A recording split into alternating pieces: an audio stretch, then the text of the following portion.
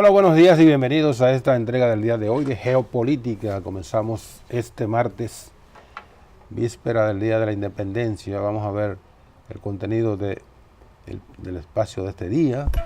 Recordamos que además de las vías de comunicación por EN Televisión, también tenemos el audio en tiempo real en Samantha Radio Online, que se repite a las 11 de la noche. Entonces, hoy 26 del mes de febrero. Mañana, como sabemos, comparece el presidente de la República ante la reunión conjunta de las cámaras legislativas, que erróneamente llamamos que comparece ante la Asamblea Nacional. No es así.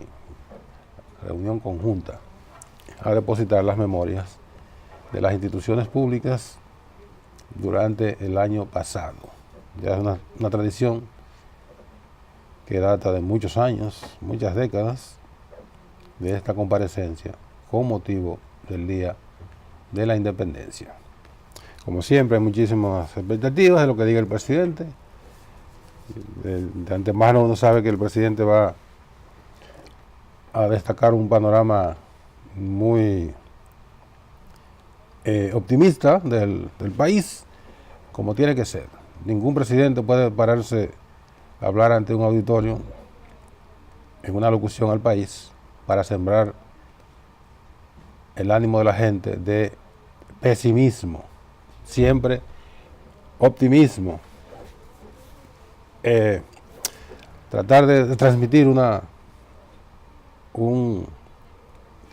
porvenir, un presente y un porvenir lleno de esperanzas. La parte negativa le corresponde a la oposición destacar. Pero mañana tendremos entonces ocasión de escuchar al presidente de la República y luego analizar los puntos que toque el mandatario. Vamos a ver entonces cómo están las condiciones del tiempo para el día de hoy. La Oficina Nacional de Meteorología informa que la actividad meteorológica va a estar un poco más movida en las próximas horas, aunque persiste la situación de sequía en algunas zonas del país. Para las próximas horas, las próximas 24 horas, Meteorología está informando de la aproximación de una vaguada que estaría activando las condiciones meteorológicas para que se produzcan algunas lluvias ligeras en el noroeste, en el sureste y aquí en la capital de la República. Persiste, reiteramos, la condición de sequía en algunas zonas del país. No hay previsión de lluvias fuertes, lo que es una mala noticia para los productores agropecuarios que están muy afectados por esta situación de sequía. El día de hoy vamos a compartir un rato con nuestro amigo Ricardo Carpio, que es un productor de televisión. Tiene un programa de análisis y comentarios de noticias en el canal de Santo Domingo Este, ¿verdad? Visión Noticias. Visión Noticias. Ahí está Ricardo. Buen día, Ricardo. Buen día, Nelson. Gracias por la invitación a este espacio. Vamos a compartir aquí cómo andan las cosas en el ambiente político, pero sí. quisiera antes de eso, cómo ustedes que hacen actividad, que hacen periodismo, hacen opinión en un sistema de cable cuyo alcance mayor es en el este, sí. Santo Domingo Este, que es el municipio más grande del país. ¿Cómo? Bueno, lo que voy a decir es prácticamente en todo el país. El desorden, el tránsito, el descuido con las calles, el desorden en sentido general que caracteriza a los municipios del país, pero particularmente el municipio Santo Domingo Este. No sé cuál de los dos, perdón, tenga el récord de más desorden, si Santo Domingo Este, Santo Domingo Oeste o los Alcarrizos. Está complicado. Los tres yo creo que van ahí Sí. cabeza con cabeza, Sí. porque la verdad que son un perfecto desorden en todos los sentidos. Es cierto. Lamentablemente el caos que se vive a diario ya se ha apoderado de gran parte de la ciudad, vamos a decir así, en toda la provincia y también en el Distrito Nacional. Sí. Escuchaba una frase que me llamó mucho la atención, que antes habían 2 horas pico, ahora el pico es a todas horas, Uh-huh. de lo complicado que está el tránsito. Esa es una gran verdad. Esa es una gran verdad. Antes, pero hay una razón muy casi elemental. En ese tiempo, digamos 20 años atrás, el parque vehicular era infinitamente menor a lo que es ahora, y digamos, menos de la mitad. Porque en los últimos años, los últimos 20 años, ha entrado al país una cantidad impresionante de vehículos en proporción, no en proporción al crecimiento de la población. No, jamás. Yo creo que ha sido más bien en proporción al incremento del poder adquisitivo de la gente. Gente que antes tenía un salario de 5,000 pesos, 10,000 pesos, no podía comprar un vehículo. Pero esa gente ha ido creciendo en el nivel de los ingresos y de inmediato lo que piensa es adquirir un medio de transporte. Digamos que una persona, un joven que todavía no tenga responsabilidad familiar, un joven o una joven, para seguir el discurso de las mujeres, está ganando 20,000 pesos, 25,000 pesos y puede disponer en una de estas ferias de vehículos, puede comprometer 7,000 o 8,000 pesos mensuales para comprar un vehículo. Sin ningún problema. Sin ningún problema. Le van a quedar 17, 18,000 pesos para atender a sus necesidades, porque vive con sus padres y tiene ahí la casa segura, la luz, el agua, el teléfono, Todo es más fácil para la las mujeres. comida, o sea, y estoy retratando a los hijos míos. Sí. Entonces lo que se compra un vehículo. Ambos ya compraron un vehículo, los hijos míos. El más grande, que es abogado, tiene tiene un vehículo, un par de años, un vehículo. El más pequeño, que todavía está estudiando, pero ya trabaja, ya compró su vehículo. Sí.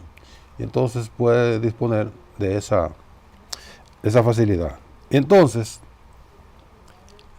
se van sumando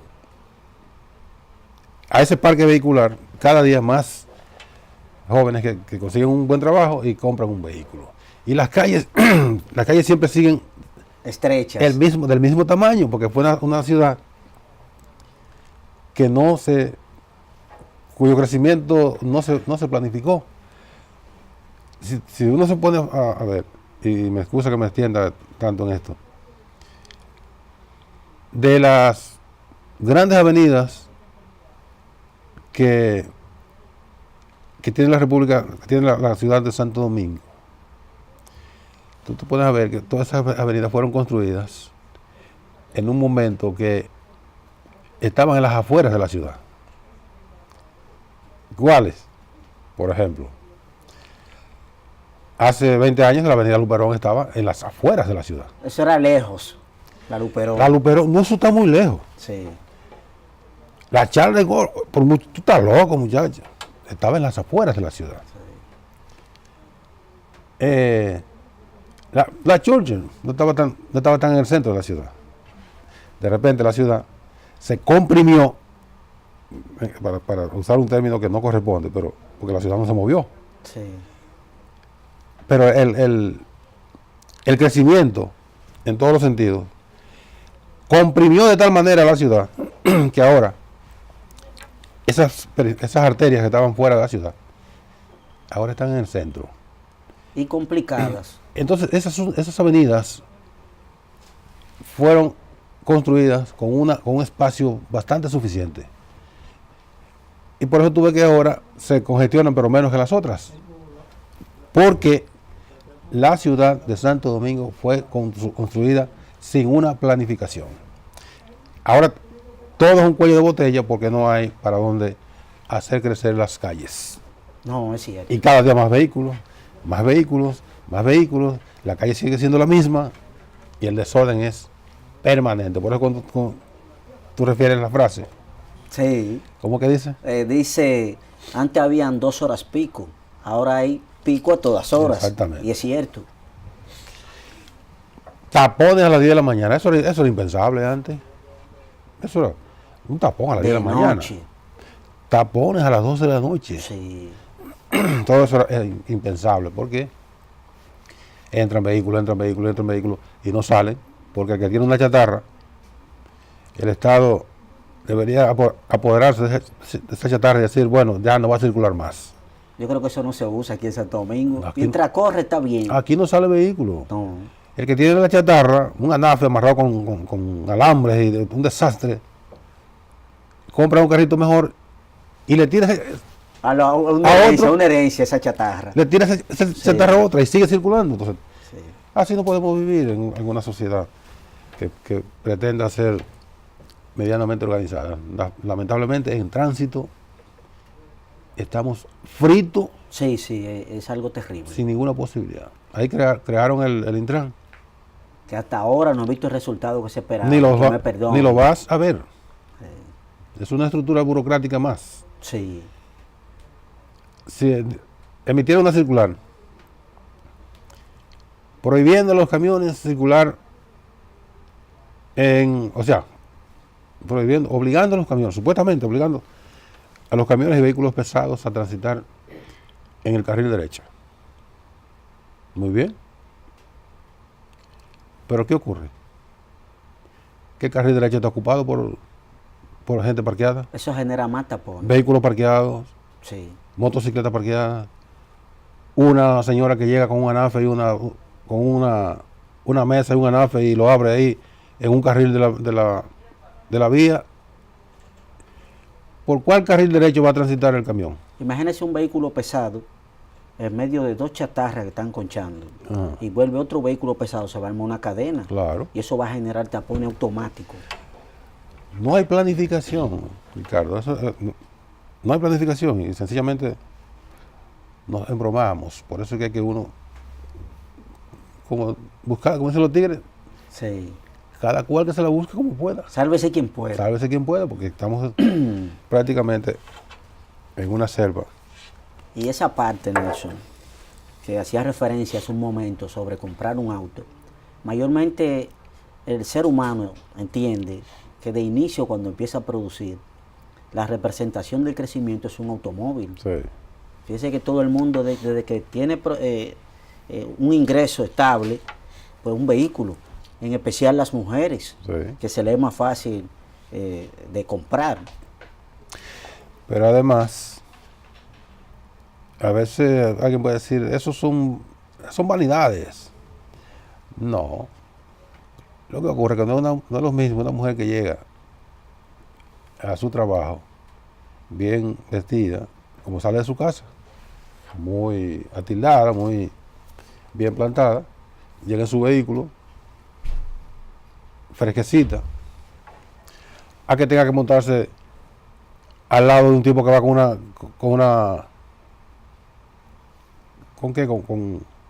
un fardo de agua que va a vender agua para una esquina. O una bandeja llena de maní. O una bandeja de maní Sí. y de quipe y cosas. No es lo mismo. No es lo mismo. O en una voladora tipo sardina. Con muchísimos intrusos, muchísimos Sí. propasados, abusadores, manoseando a la mujer. Como va apiñada, ella no se da cuenta que hay un Son degenerado. aprovechadores No se da cuenta que hay un degenerado que la que se está está aprovechando la situación. manoseando. Entonces Sí. la mujer que va a decir, me voy a sacrificar y voy a comprar un vehículo. Sí. Eso es así.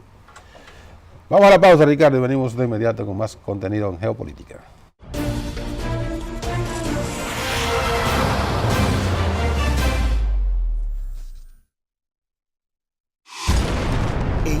Televisión, lo que tienes que ver. Seguimos en geopolítica, Ricardo. Adelante. Hay un problema, sigue el problema de Venezuela. Sí. Ayer se celebró una llamada cumbre del Grupo de Lima,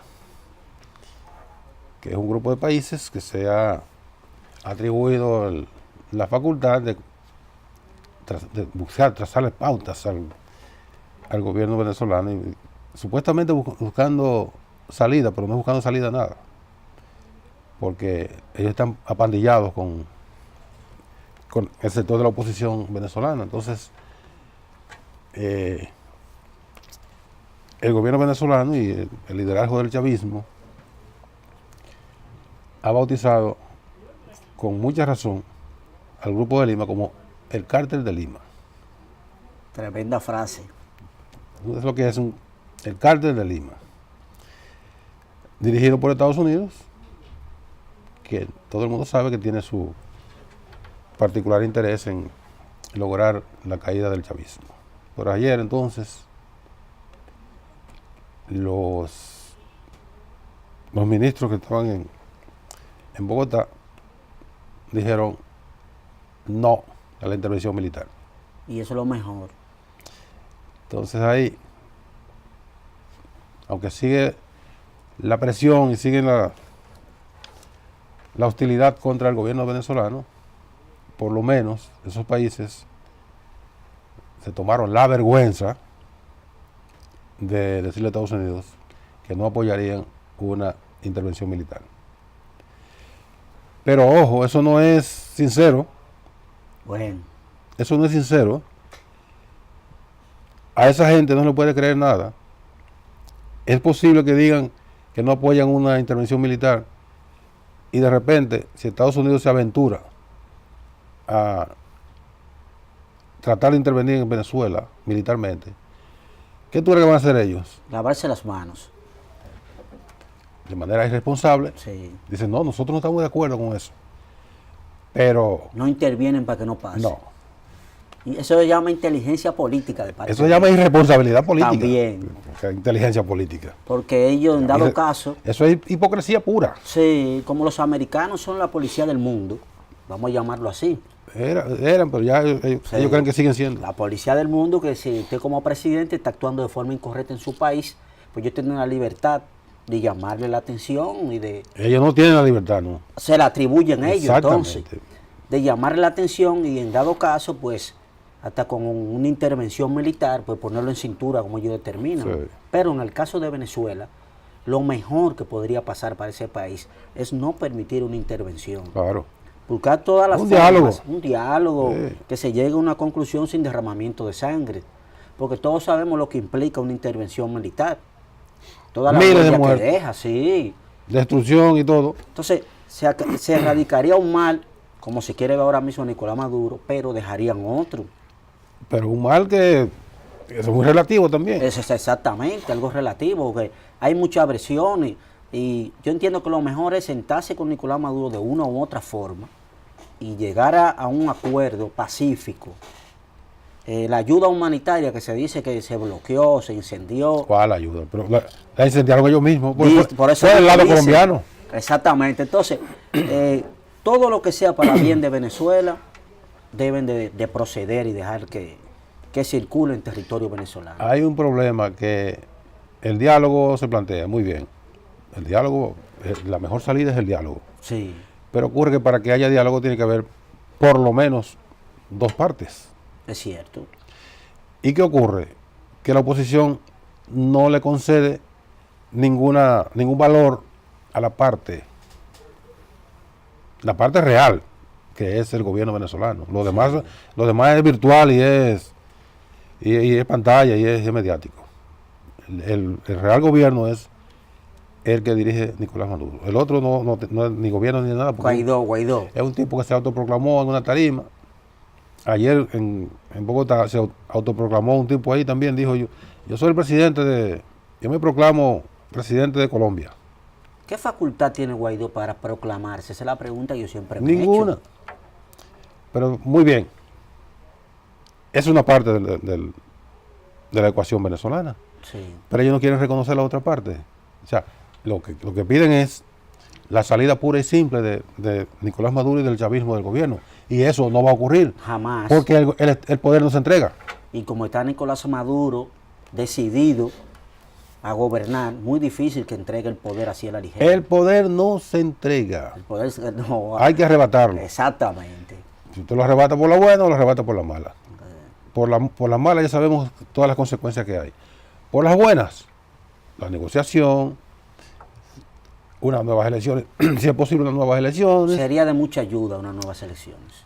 Unas nuevas elecciones vigiladas por la comunidad internacional, por esa vaina que le llaman comunidad internacional que nunca sabe nadie qué es.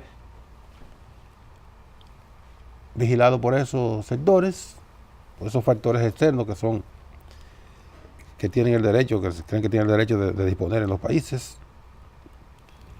Si quieren un nuevo consejo electoral, vigilancia. ¿Y tú sabes lo que va a pasar? Que le va a ganar el chavismo de nuevo. ¿Usted cree? Claro que sí. Pero entonces hay algo que me confunde. Es que ver cómo a diario presentan a los venezolanos al grito. También hay una fracción que defiende el gobierno. Y se han hecho varias marchas midiendo fuerza. Entonces, yo entiendo que lo mejor sería que Guaidó, el autoproclamado, se reúna con Nicolás Maduro y ellos dos, a lo interno de Venezuela, busquen soluciones. Soluciones. No quieren, lo que quieren es... Pedir la salida hacia la franca. Ah, sí, no, que Estados Unidos vaya No y van a derroque a entrar, Maduro y venga y lo ponga, como hicieron en Panamá, Con Noriega. con Noriega, se llevaron a Noriega después de haber usado, incluso, porque fue un instrumento, incluso Noriega. para tráfico de drogas, Sí, Noriega fue un instrumento. un instrumento de los Sí. Estados Unidos cuando no le sirvió. ¿Tú sabes cuándo comenzó Noriega a ser inservible y hacer un incordio para los Estados Unidos? Cuando comenzó a establecer vínculos más cercanos con Cuba. Sí. Porque Ah, Noriega se movió en todas las aguas. exactamente. No, ya este no sirve. Este es un... Lo usaron para provocar un atentado y matar a Omar Torrijos. Sí.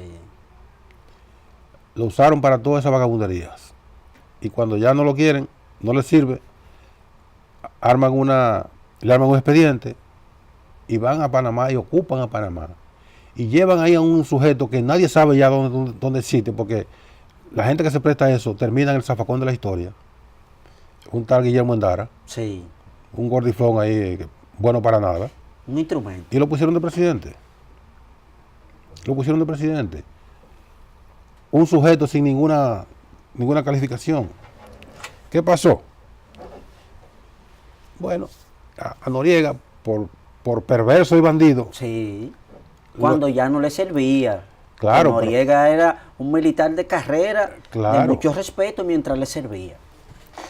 pero por perverso y bandido, por pasarse el enemigo, terminó sus días, primero 30 y pico de años, 20 y pico de años preso Sí. en una cárcel de Miami. Luego extraditado a Francia por otros casos. Finalmente regresado a Panamá y murió el otro día convertido en un desecho de la historia, porque así terminan todos. Ningún bandido, eso que pasa en las películas, Sí. eso en la vida real es verdad. Que al final el bandido muere. Ningún bandido triunfa. Ellos Al le dieron- final los bandidos mueren. Ellos le dieron tanta fuerza a Noriega, que Noriega se sintió con la seguridad de tomar un machete en un discurso y hacer un desafío a ellos Sí, mismos. pero un fanfarrón. Sí, entonces dentro de esa misma seguridad, pues ahí mismo ya vino la intervención, bombardearon Palacio y Noriega fue preso y extraditado. Entonces, eso es lo que quiere el autoproclamado, que ocupen Venezuela, lo pongan a él de presidente, así que no, Sí, yo entiendo que una elección eso es lo mejor. vayan a unas elecciones. Sí, para Vayan. medir fuerza. Esa es la mejor democracia, unas elecciones. Que dicho de pasada, ya no es nada, porque el artículo en que él se fundamentó para autoproclamarse en una tarima, Sí, establece ese artículo de la Constitución, que el presidente encargado, en el caso de que él hubiese sido de verdad un presidente encargado, que nunca fue nada, tiene que convocar elecciones en los próximos 30 días. Ya tenemos 32 días. Está pasado de fecha. Y ya él no es nada. Nunca fue nada, pero ahora es menos. Vamos entonces a ver lo que dijo el Grupo de Lima ayer, el Cártel de Lima.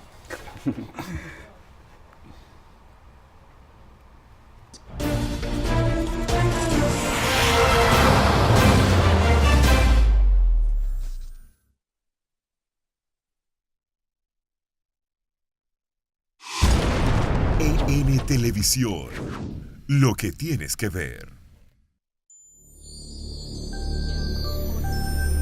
EN Televisión, lo que tienes que ver.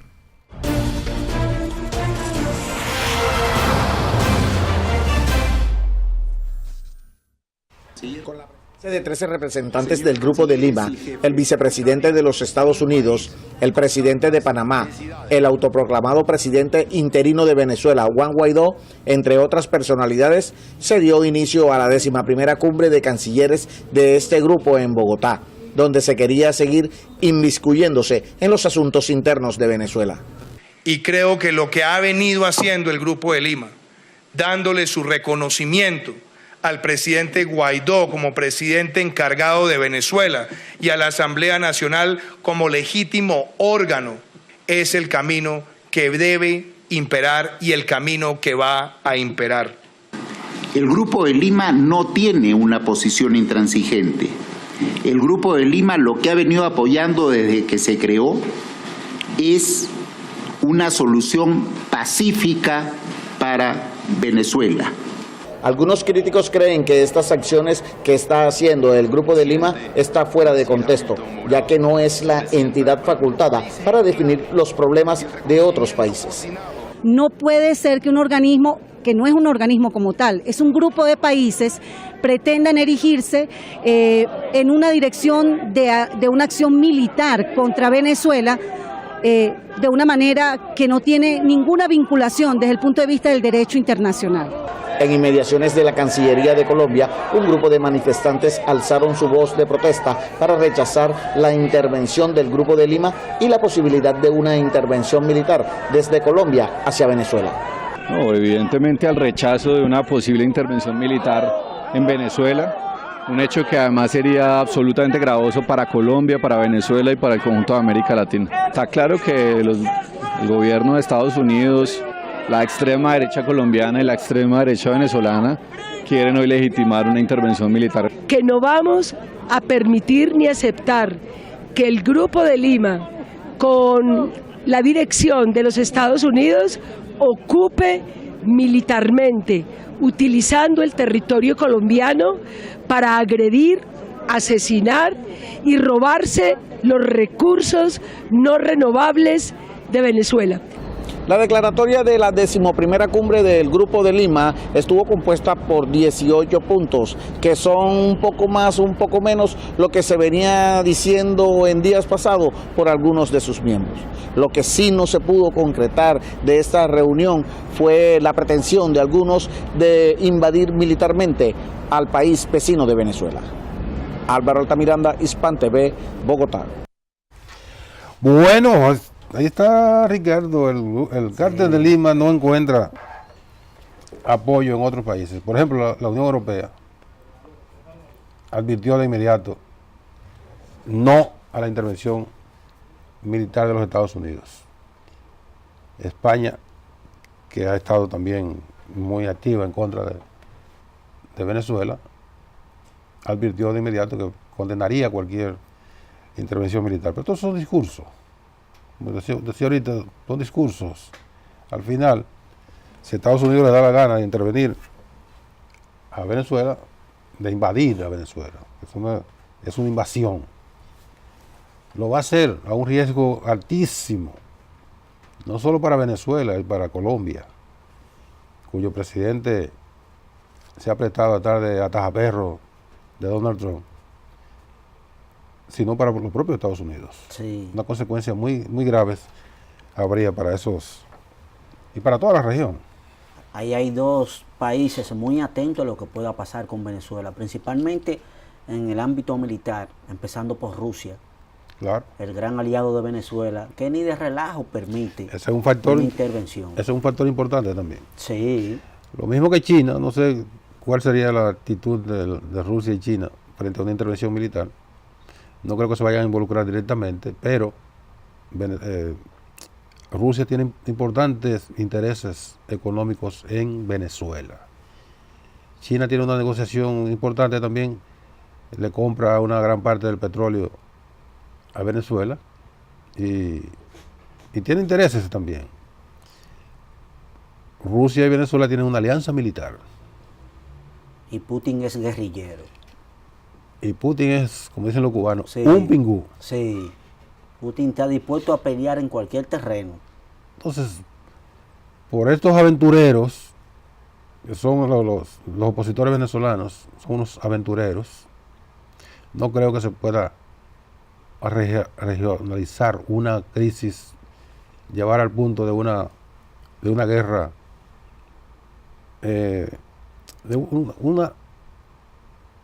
una guerra que no se sabría hasta Sí, ¿a dónde llegaría? Sí, porque intervenir Venezuela no se quedaría ahí. No. Sería una cadena de problemas que generaría En toda eso. la región. Sí. En toda la región. Entonces todo el mundo está abogando por una negociación que implique a dos negociadores, La gente clave. la gente clave. Los opositores, que son una realidad, que ellos mismos no saben que son una realidad, porque se han dedicado a tirar por las bordas el caudal electoral que han conseguido. Y la otra realidad, que es una realidad real, valga la redundancia, es el chavismo. Y hay que entender que tiene que negociar con el chavismo. Obligatoriamente. No con más nadie. No con más nadie, porque ahí no va a haber ninguna salida que implique el desconocimiento de la realidad concreta y pesada que es el chavismo. Miren, ya está en Vietnam el líder norcoreano, que va a sostener mañana la segunda cumbre con el presidente Donald Trump. Imagino que el presidente Trump saldrá en el día de hoy de Estados Unidos hacia Vietnam. Una segunda cumbre con un tipo que plantea que muestra una cara de que las cosas se pueden conseguir negociando. Sí. Porque ningún país es más beligerante contra Estados Unidos que Corea del Norte. ¿Y qué ha pasado? Una cumbre en Singapur hace meses y otra cumbre mañana en Vietnam. Hablando la gente se entiende. Y es lo mejor. Entonces, ¿por qué no se pueden sentar a negociar? Que tienen más cosas en comunes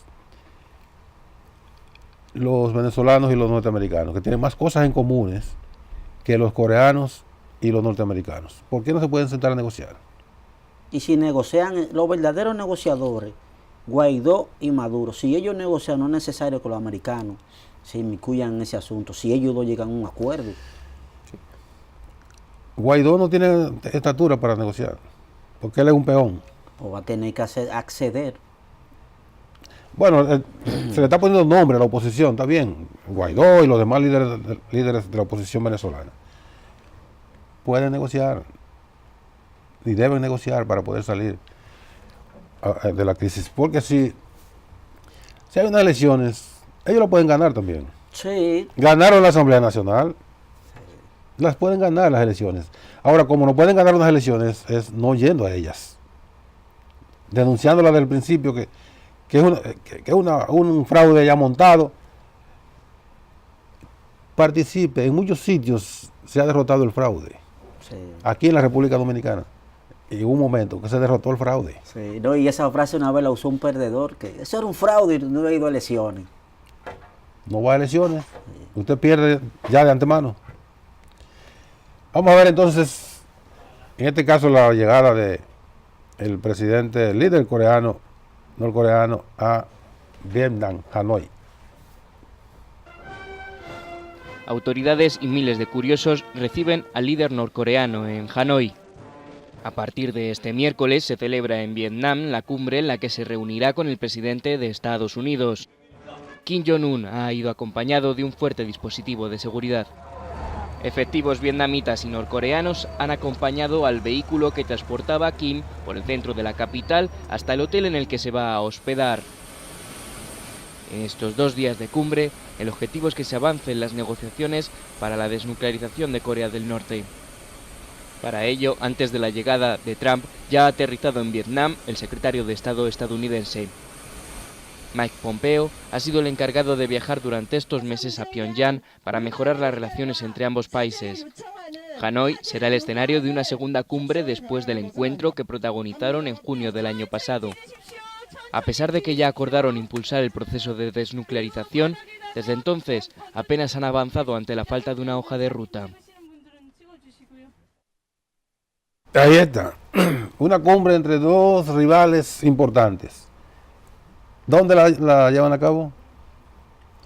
En el país que le ha propinado la mayor derrota militar a los Estados Unidos en su historia, Vietnam. Vietnam.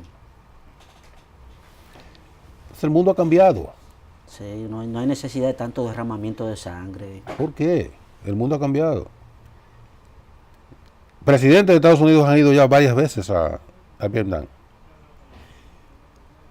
Y que no se olvide, Vietnam le propinó a los Estados Unidos la mayor derrota militar en la historia de ese país. Sí, así es. Así, acentuado. Sí. Entonces, vamos a otro reporte desde Cúcuta, en Colombia, sobre Venezuela.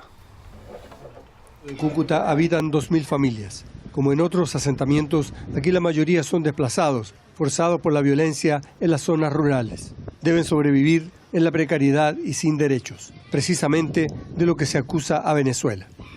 No me da pena decirlo a las entidades del municipio, a los que sean. Nosotros duramos 5 años robando la energía a centrales eléctricas y tenemos aproximadamente 1 año que nos instalaron la energía, que estamos pagando la energía.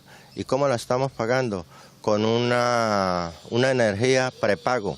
El Estado considera estos barrios como subnormales. Nosotros entramos aquí fue porque fuimos unos recuperadores de tierra, porque eran unas tierras baldías, ¿sí? Y las entidades del gobierno municipales, departamentales y nacionales nunca tienen en cuenta a todos estos asentamientos humanos, que en Cúcuta actualmente hay 124 asentamientos humanos.